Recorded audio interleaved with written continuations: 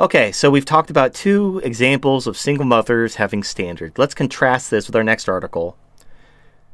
This is from Lad Bible.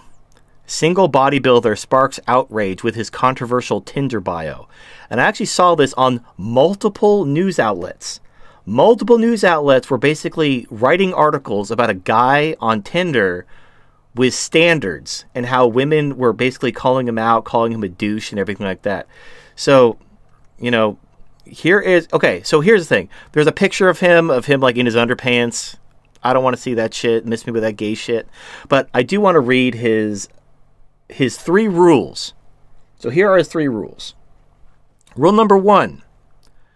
I don't want to be a stepdad, so no kids unless you have just one. I want my own, thanks. Now, why even tolerate one? But he's like, okay, basically, I don't want to be a stepdad, but if you have one kid, you're in. Like, that's how bad it is. So guys are willing to tolerate a single mom as long as she only has one kid, which is way more than I would tolerate.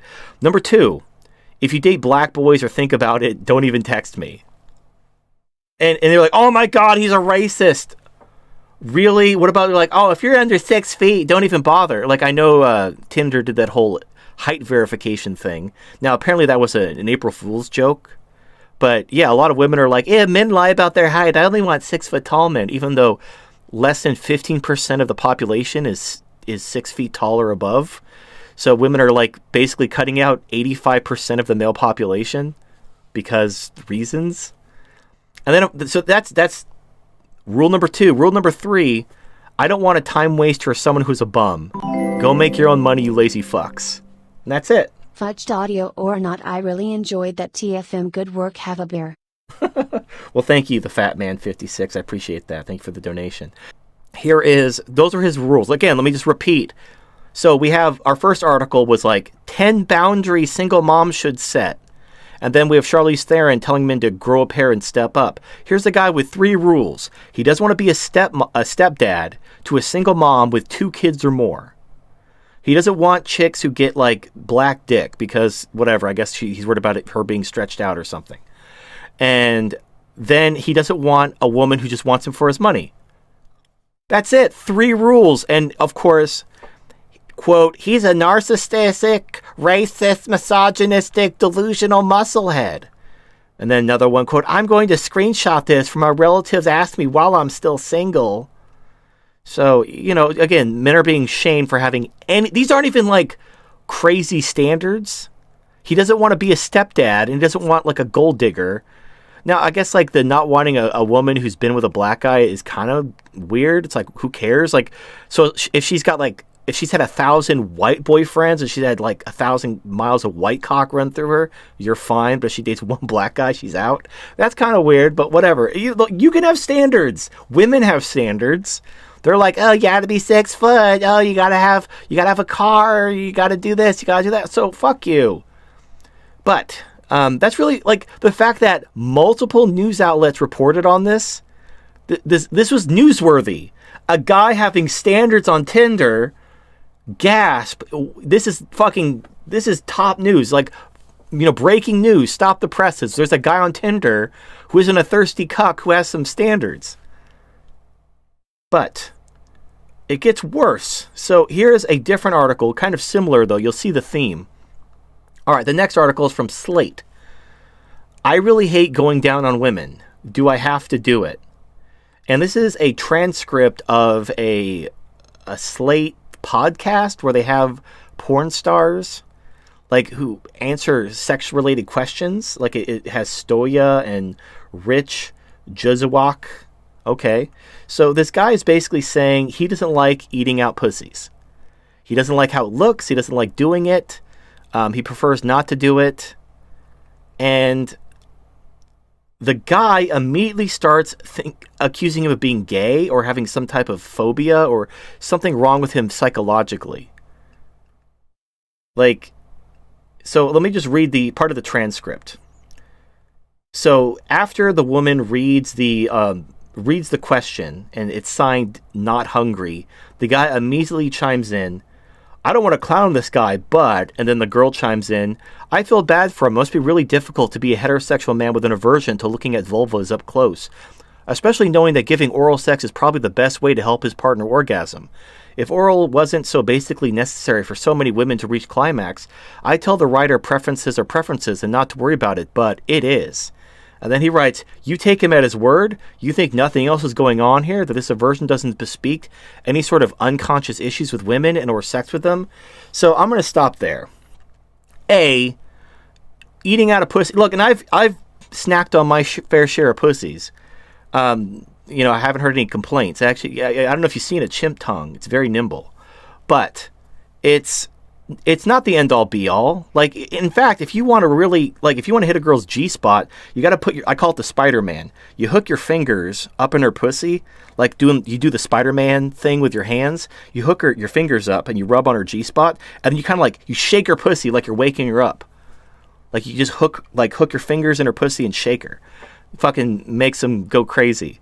You can't do that with your tongue, though. Like, there are things you can do with your fingers or a toy that are better than anything you do with your tongue. Your tongue is going to get tired.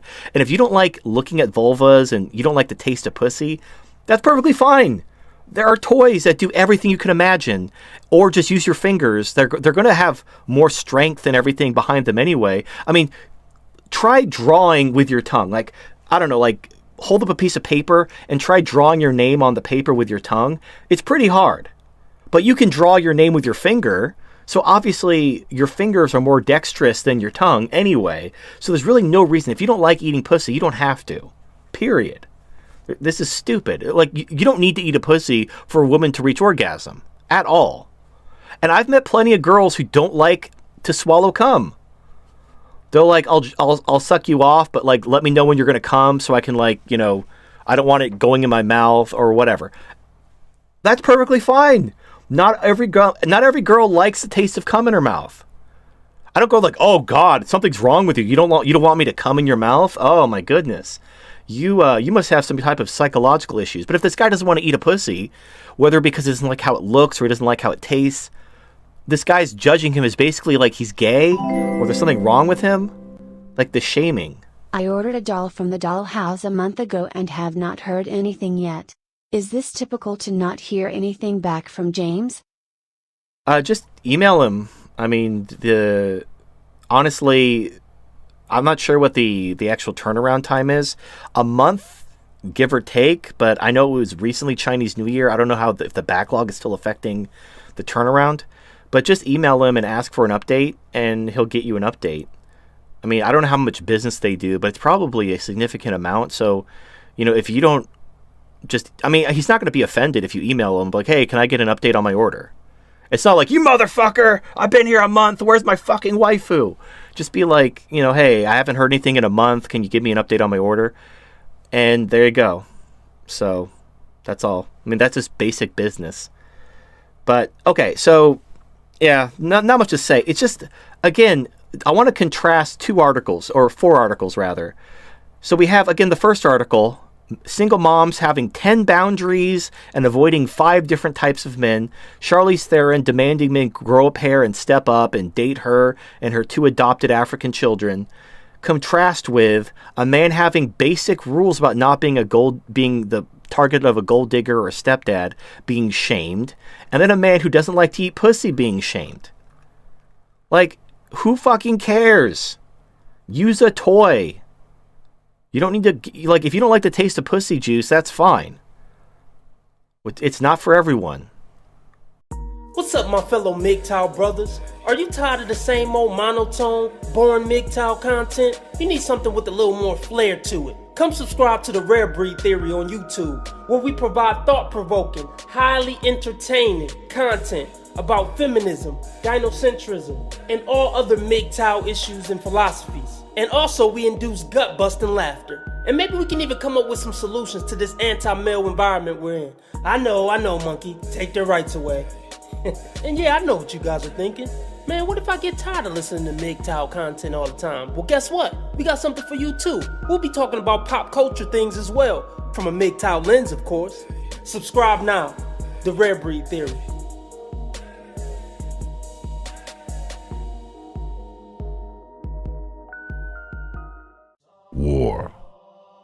changes. In the current year, women have declared war on men. Men are not only guilty until proven innocent, but they are not even allowed to prove their innocence.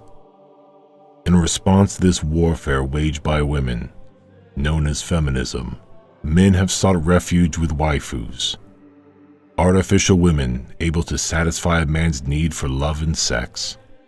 Retailers like the dollhouse began to spread, bringing waifus to men everywhere, freeing them from the enslavement of feminism.